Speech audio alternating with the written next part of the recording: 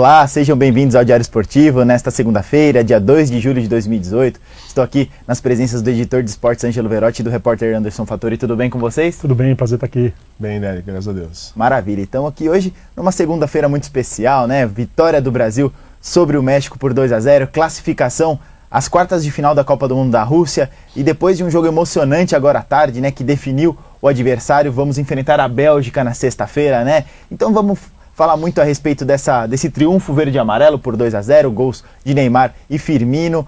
Falar também sobre esse jogão entre Bélgica e Japão, né? O Japão abriu 2-0 e a Bélgica praticamente no último lance virou a partida, venceu por 3-2, enfim. Uma Copa do Mundo das Zebras, Angelão. Uma Copa do Mundo das Zebras. Falar, sendo honesto, eu fiquei chateado de ver a Alemanha e a Argentina caírem fora tão precocemente, eu achei. Dá para ter avançado um pouquinho mais, até para dar mais gosto pro Brasil, para ser campeão, né? Para chegar ao Hexa.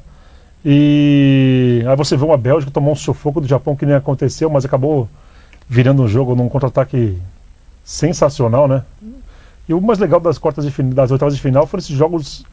Se pensava que alguns jogos fossem muito chatos, né? Jogos sem emoção alguma, e muito pelo contrário. Desde o primeiro jogo da Argentina e França que a gente viu, foram partidas muito disputadas, as equipes dispostas a jogar e não a ficar segurando para matar o jogo numa bola só, que nem se fala, né? Que nem tanto se comenta. Então de zebras, mas também de bons espetáculos. É verdade. Só para repassar os resultados das oitavas de final até agora, então Uruguai 2, Portugal 1, França 4, Argentina 3, Espanha 1, Rússia 1. A Rússia avançou ao vencer nos pênaltis por 4-3. Croácia 1, Dinamarca 1. A Dinamarca acabou eliminada. Os croatas venceram por 3-2 nas penalidades. Brasil 2, México 0, Bélgica 3, Japão 2, que definiram já 3 confrontos das quartas de final, né, Fattori? A gente, por enquanto, já tem definido Uruguai versus França, sexta-feira às 11 horas. Brasil e Bélgica, sexta-feira, 15 horas. Rússia e Croácia, sábado, 15 horas. Amanhã, terça-feira, portanto, saem os últimos classificados. Fattori, falando um pouquinho, antes da gente falar de seleção brasileira, um balanço do que aconteceu até agora nas oitavas. Não foram exatamente as seleções top ou as favoritas que avançaram, né?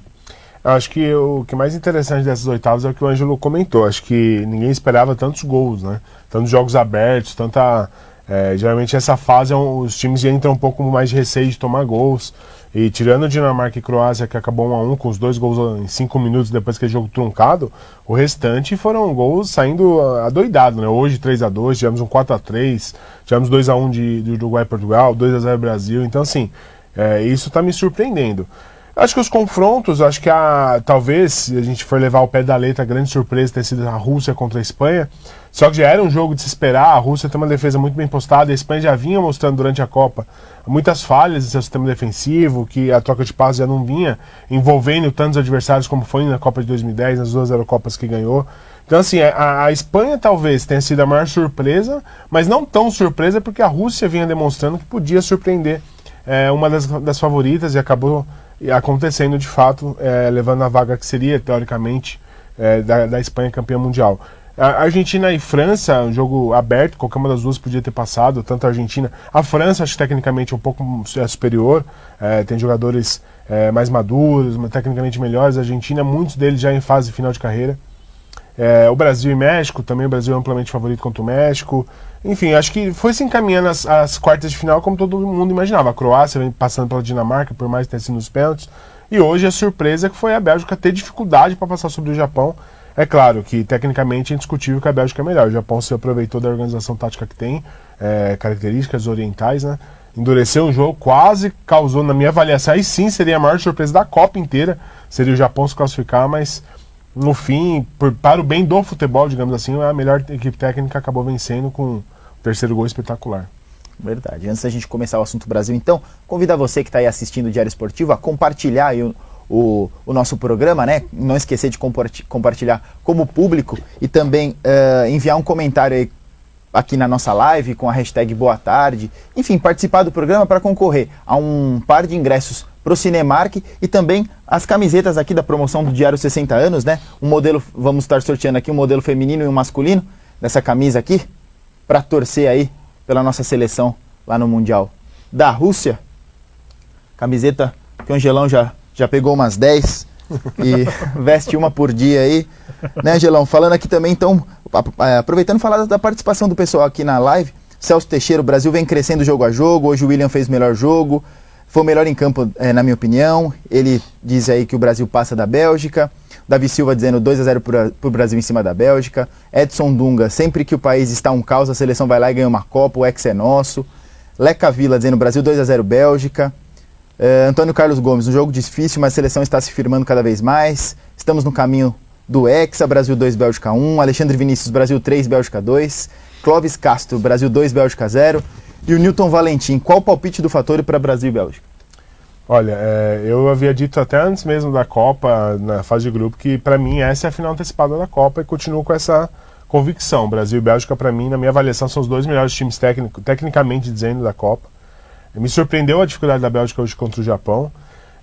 Eu acho, olhando individualmente, os jogadores ainda acham a Bélgica um pouquinho superior ao Brasil, apesar da defesa da Bélgica estar vacilando demais. Courtois, um excelente goleiro, me mostra um pouco inseguro. Vai ser um jogo muito disputado. Acho que os nossos leitores e espectadores estão com bastante confiança. Eu vou torcer muito para o Brasil, mas eu não me surpreenderia se a Bélgica passasse.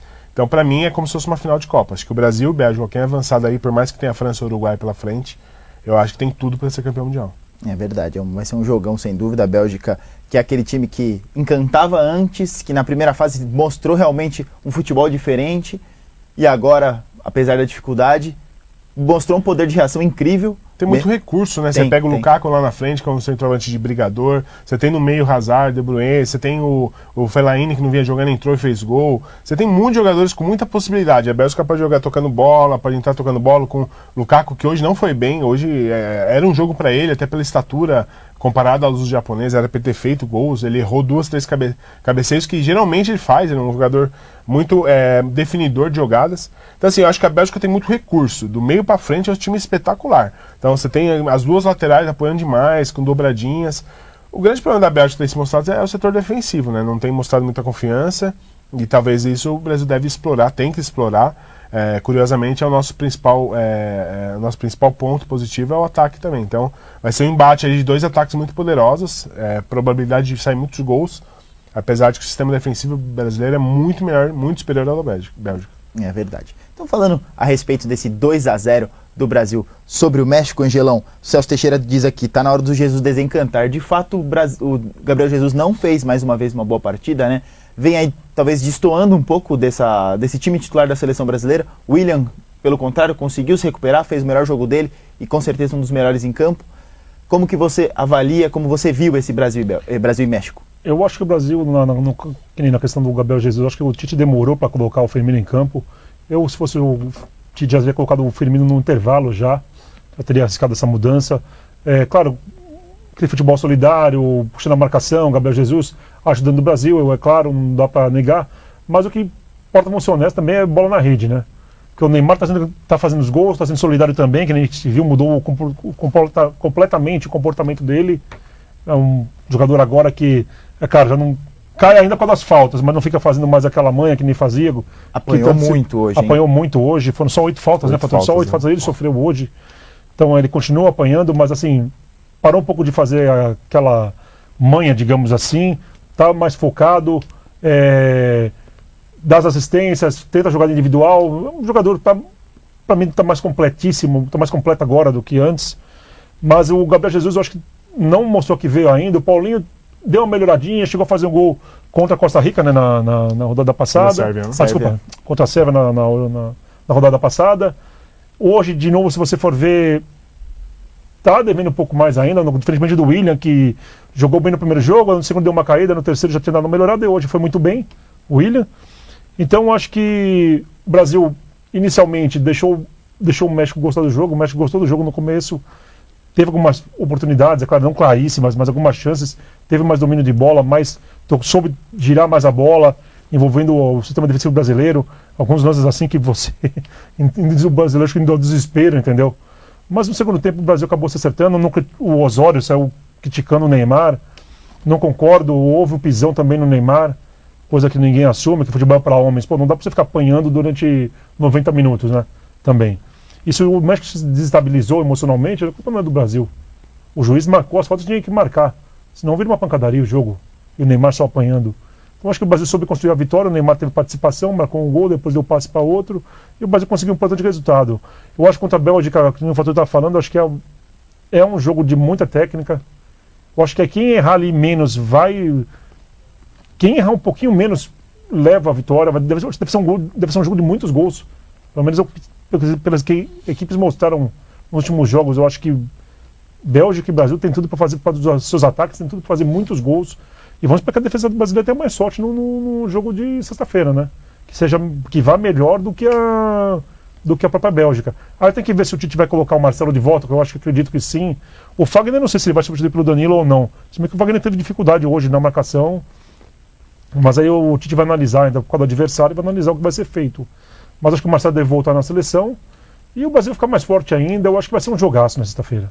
É verdade, expectativa aí e um bom jogo realmente, um jogo pra frente, um jogo, como o Ângelo disse, de muitos gols. Fattori, só voltando a Brasil e México e ao quanto o Neymar apanhou hoje. De fato, eu acho que com o árbitro de vídeo já não tem mais desculpa para o Layún, por exemplo, não ter sido expulso, né?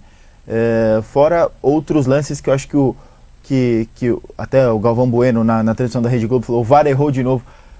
Ficou agora uma cobrança ainda maior em cima dessa... Toda semana a gente vai falar sobre VAR aqui. O que você achou das marcações ou não marcações de hoje e da seleção brasileira, do Neymar, você que hoje elogiou muito o desempenho do Neymar, né?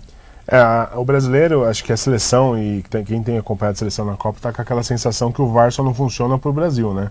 Tem funcionado bem em toda a Copa e é inadmissível. Eu não consigo entender, porque assim, é claro que o lance do pisão do Layún no Neymar, o árbitro pode não ter visto, o Neymar valorizou mesmo, pulou, rodou, enfim, deu aquela valorizada no lance, mas a imagem é muito clara, a bola parada, o Layún vem e dá no tornozelo, que sabe que o Neymar tá com o tornozelo machucado, foi para tirar o Neymar do jogo.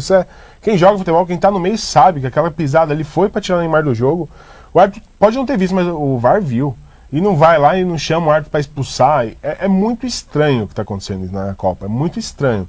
Não vou dizer assim, o Brasil deve se perder da Bélgica é porque o VAR... Não, mas o VAR literalmente está prejudicando o Brasil. Foi assim contra a Suíça, no gol do Miranda, não deu pênalti do Gabriel Jesus, anulou o pênalti do Neymar. Todos os jogos tem um lance que o VAR funciona ao contrário. Ao invés de ajudar a arbitragem, tem prejudicado o Brasil. Mas enfim, passado isso, o Neymar apanhou demais. Foram 8 faltas, o México fez 18 faltas no jogo, 8 no Neymar.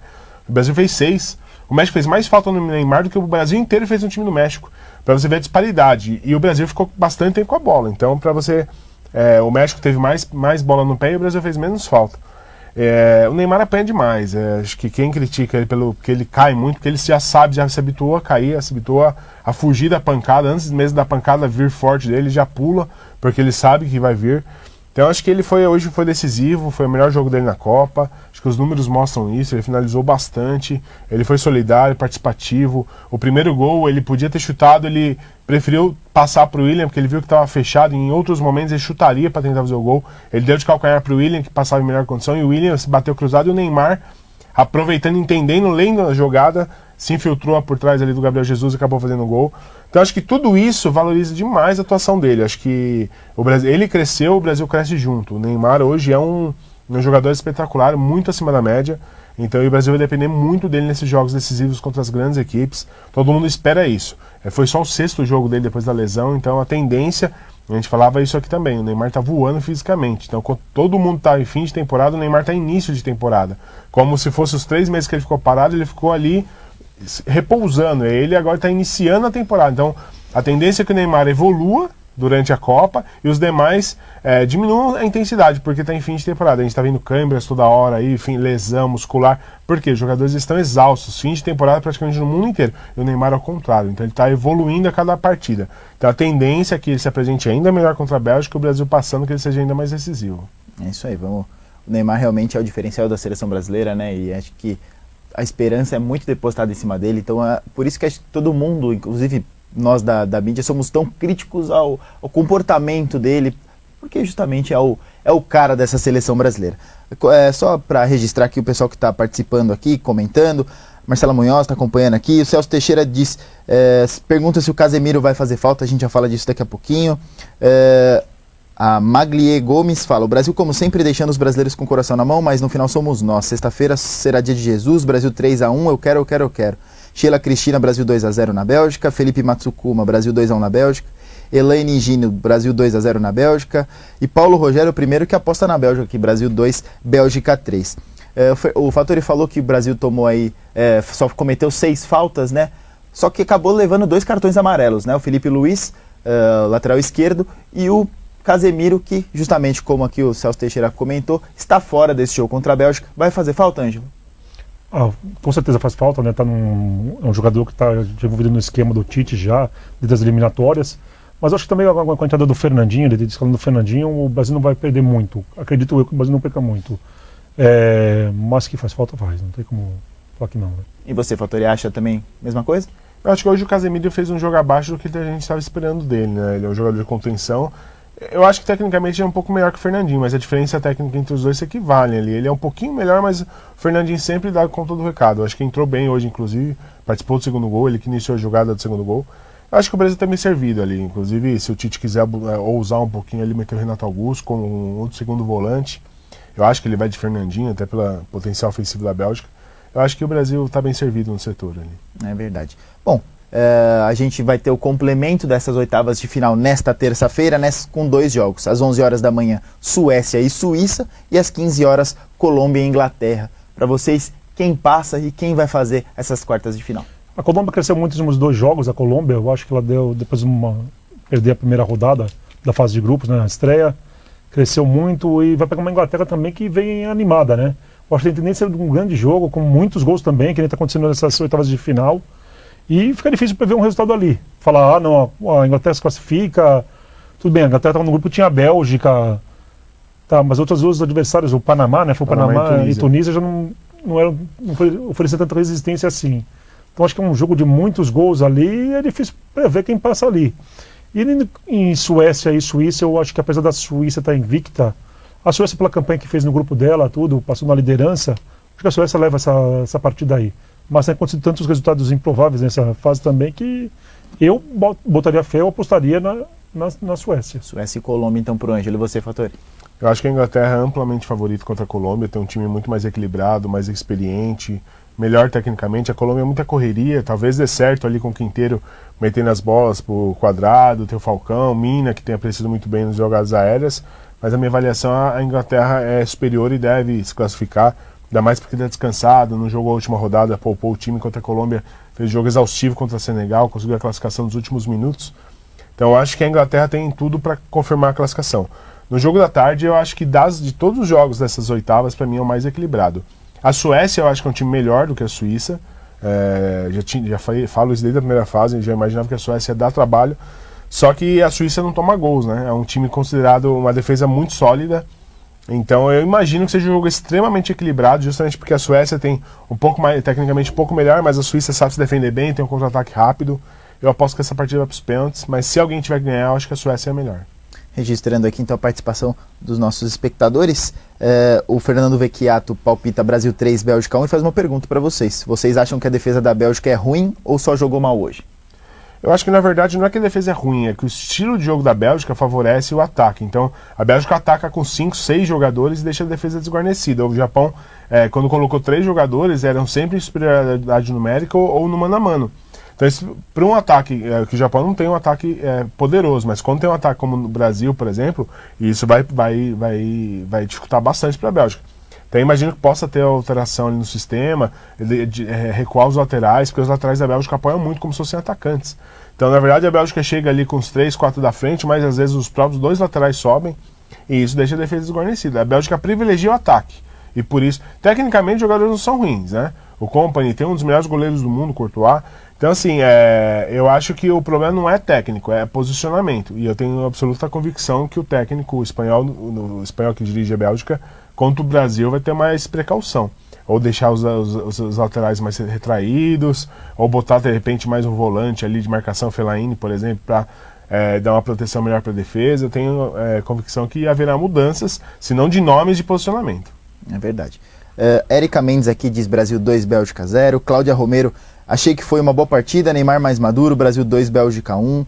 José Eduardo Ascencio, Brasil 2, Bélgica 0. Lidiane Cardoso, Brasil 2, Bélgica 1. A Cláudia Sambinelli manda um registro aqui também.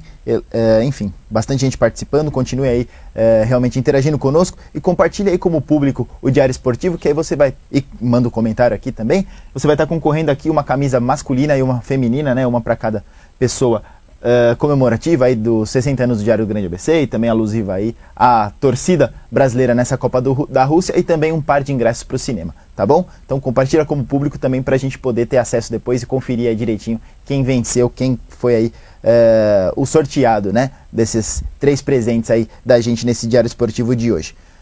Para a gente já partir para a parte final, rapaziada, o que dizer desses outros confrontos, né? A gente tem aí Uruguai e França, Rússia e Croácia. O que vocês acham desses 2 jogos? Uruguai e França. Uruguai é um sistema defensivo muito forte, né? Não tinha sido vazado até o jogo contra Portugal, né? Então fica... E a França, do jeito que o Mbappé está jogando também, fica muito complicado de você... Eu acho assim, você fazendo uma previsão... Se você olhar pro nome, mostrou um pouquinho mais, a França é favorita. Mas se o Cavani jogar com Suárez e o Uruguai manter aquele sistema defensivo forte ali, compacto, do jeito que estava indo, é um jogaço que eu acho que vai ser definido dependendo dos pênaltis até esse jogo de Uruguai e França. A previsão de um jogaço mesmo, é claro que se o Mbappé desequilibrar, a França pode conseguir um golzinho a mais ali e passar, mas acho que a previsão de um grande jogo é mais por isso aí mesmo. Legal, você, Fator? Eu acho que tudo vai depender do Cavani atual, não. O Uruguai com o Cavani é outro time, né? A evolução técnica que ganha com ele em campo é muito grande. Eu acho que, assim, projetando uma semifinal com o Brasil, se o Brasil conseguir passar da Bélgica, eu acho que para o Brasil é melhor pegar a França, porque a defesa do Uruguai é uma defesa muito estável, dificilmente falha. A gente viu isso contra Portugal, apesar de ter o gol do Pepe, que o Pepe subiu sozinho. Do mais, praticamente passou 90 minutos bem protegidos, sofrendo pressão. É aquilo que o Tite fala, a defesa do Uruguai sabe sofrer. Está acostumado a jogar ali retraído. O Atlético de Madrid, né, que os 2 zagueiros, o Godinho e o Giménez, são do Atlético de Madrid, já joga assim naturalmente, né? Então é uma defesa que sabe sofrer, que dá a bola para o adversário, sabe? E aí, quando tem o Cavani e o Suárez na frente, joga a bola nos 2 lá e eles resolvem. Então por isso que eu acho que o Cavani em campo, o Uruguai tem plenas possibilidades de passar pela França. Sem ele, a França, na minha avaliação, também se torna favorita, porque tem muitos jogadores que podem decidir a qualquer momento. Tem o Griezmann, o Giroud, que não está jogando muito bem, mas o Mbappé tem uma fase espetacular, tem um ótimo zagueiro, Varane, né? Então, assim, a França tem muitos jogadores que podem decidir a partida, muito mais do que o Uruguai. Então, assim, eu imagino que o Uruguai vai se retrair, vai jogar por uma bola ali com o Cavani e o Suárez, e a França deve tomar a iniciativa da partida. Tem o Pogba também em grande fase, o Kanté. Então, é um jogo bem interessante de se ver. Vai ser mais ou menos um ataque contra a defesa, eu acho. A França atacando e o Uruguai ser traído tentando buscar uma bola. Se eu fosse apostar, apostaria na França. E só para pegar aqui o placar de todo mundo de Brasil e Bélgica. Ângelo, quanto você acha? Eu acho que vai ser um jogo com 4-3 Brasil. 4-3. Eu aposto um 2-2. E quem leva nos pênaltis? Eu acho que da Bélgica. Ô, louco. Vamos gravar, Vicenzo. Grava isso aqui pra gente colocar no programa de sexta-feira. Gostaria de estar errado, espero estar errado, mas eu temo muito esse jogo com a Bélgica, desde o início da Copa. Legal. Vicenzo? 2-1 Brasil. João? 1-1 e passa quem? Bélgica nos pênaltis? O pessoal tá confiando pra caramba no Brasil, hein, Angelão? É que a Bélgica tem muita qualidade. É um jogo igual, né? Passar Brasil, passar Bélgica, aí não tem surpresa. Aí pode acontecer qualquer coisa nesse jogo que é natural. Passar Bélgica, passar Brasil, passar pênaltis. Até mesmo a goleada de do Brasil fazer 3-4-0 na Bélgica é um resultado natural, porque da forma como as equipes jogam, né? Mas mostrou uma coisa, que se o Brasil tiver com o Willian jogando bem, com o Paulinho jogando bem, o Brasil é outro, né? Se você reparar nisso daí, o sistema de criação do Brasil precisa funcionar. Se o sistema não funcionar, se o Willian não estiver bem e o Paulinho não estiver bem, o Brasil está ferrado. Mas se os dois funcionarem, isso mostrou hoje. O Willian jogando, comendo a bola hoje, acho até que foi até melhor. É claro, o Neymar fez um gol, né? Teve mais participação. Mas o Willian, do jeito que jogou, acho até que seria o jogador da partida de hoje. Se o Willian continuar desse jeito assim, na sexta-feira, e o Paulinho crescer um pouco mais que precisa, eu acho que precisa crescer um pouco mais, o Brasil supera qualquer um. O nosso Ribeirão Pirense, Willian, né? Bacana ver um jogador aqui da região se dando bem. Outro, Mário Fernandes, né? Que está jogando pela Rússia também, classificado aí para as quartas de final. Então, a gente tem aí 2 jogadores do ABC nas quartas de final. Pra gente é muito bacana, pra gente é assunto, pra gente é muito significativo. E quem diria que a gente ia falar que a Bélgica ia jogar em condição igual pro Brasil, né? Quando teve as oitavas foram as oitavas de 2000 Foi 2002, 2002, né? Foi nas oitavas e eu lembro muito bem naquele jogo, até comentar gol que teve um do Rivaldo, gol... não foi? Não, e teve um gol, se não me engano, foi da Bélgica, que acabou sendo anulado, uma coisa assim, ou foi o lance, eu honestamente não lembro de cabeça o que aconteceu, se foi um gol da Bélgica que foi anulado, ou se foi o gol do Brasil que foi irregular, teve alguma coisa ali que acabou prejudicando a Bélgica veio muito bem na competição. Então, o futebol belga mostrou aí essa evolução, né, e nós estamos vendo agora na Copa do Mundo como é que vai ser. É verdade, vamos então esperar. Destaques finais, Ângelo? Eu acho que vai ter Rússia e Croácia também na outra jogo de quartas de final, né, a Rússia se superando aí, sistema defensivo funcionando, né? Consegue um golzinho ali e segura para que eles fizeram ontem. Ontem não, foi no sábado, né? Para chegar até as quartas de final. Falando que jogaram para segurar mesmo o resultado.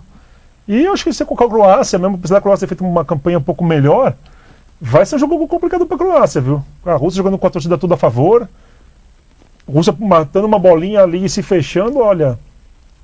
Vai ser difícil para a Croácia passar por esse jogo aí. Verdade, Fattori?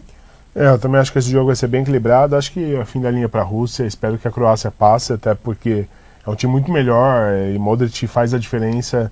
E pro futebol... Apesar de ter perdido o pênalti, né? Apesar de ter perdido o pênalti, mas depois ele também... o pênalti que ele perdeu, ele deu um passe espetacular pro Rebic, né? Acho que foi que sofreu o pênalti. Então, assim, é um jogador espetacular, Rakitic também. Então, eu torço para que a Croácia vença. Eu não gosto muito desse estilo da Rússia, por mais que eu entenda...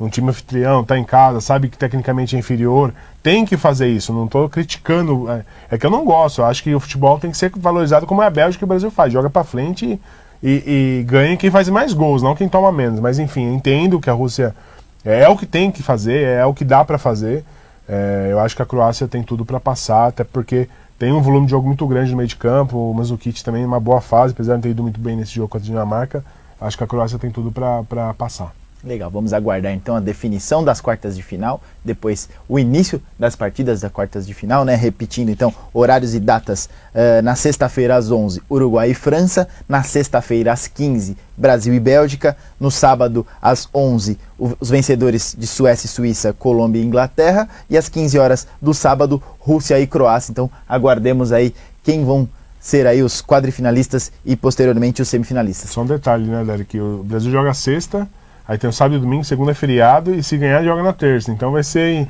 5 ou 6 dias de muita comemoração. No ritmo do Lodum, né? Como diria o Galvão. vamos acompanhar, então, torcer aí para que o Brasil realmente consiga passar. Os últimos registros aqui da nossa transmissão. A Dani Medeiros manda aqui: Brasil jogou melhor, ainda precisa se posicionar melhor para acertar mais nos passes, mas conseguiu jogar um pouco mais sem tantos erros. Ainda precisa se acertar. Vai enfrentar a Bélgica, que tem um ataque rápido na recuperação de bola. Mas vamos acreditar, vai Brasil. Celso Teixeira, o palpite dele é 3-1 para a Bélgica com 2 Lukaku. Débora Silva, Brasil 2-2, Brasil ganha nos pênaltis. Brasil 2, Bélgica 2, Brasil ganha nos pênaltis. Lidiane Cardoso, Brasil na torcida pelo Brasil. Vamos esperar então esse jogão que promete ser Brasil e Bélgica. Torcer que não seja um 0-0 feio, chato, porque sexta-feira a gente tem um encontro marcado aqui, depois do jogo do Brasil, pra gente falar muito, quem sabe, aí da classificação verde e amarela para a semifinal da Copa da Rússia. Continue acompanhando aí, interagindo, né, conosco aqui do Diário Esportivo, nossas redes sociais, nosso Instagram, @esportesdgbc, o nosso e-mail, diarioesportivo@dgbc.com.br. Alguma consideração final? Eu tenho previsão de não jogar, hein? Tô postando um 4-3, eu acho que vai ser um jogo muito bonito. Muito bonito mesmo. E é isso, vamos acompanhar amanhã os últimos finalistas, né, quadrifinalistas, e a preparação do Brasil, Marcelo, se vai voltar ou se não vai. Bacana, vamos esperar aí que vai ser um grande jogo. Fechou. Então, sexta-feira a gente está de volta com um Diário Esportivo especial a respeito de Brasil e Bélgica. Então, sexta-feira, encontro marcado. Um abraço, boa semana a todos. Valeu, tchau!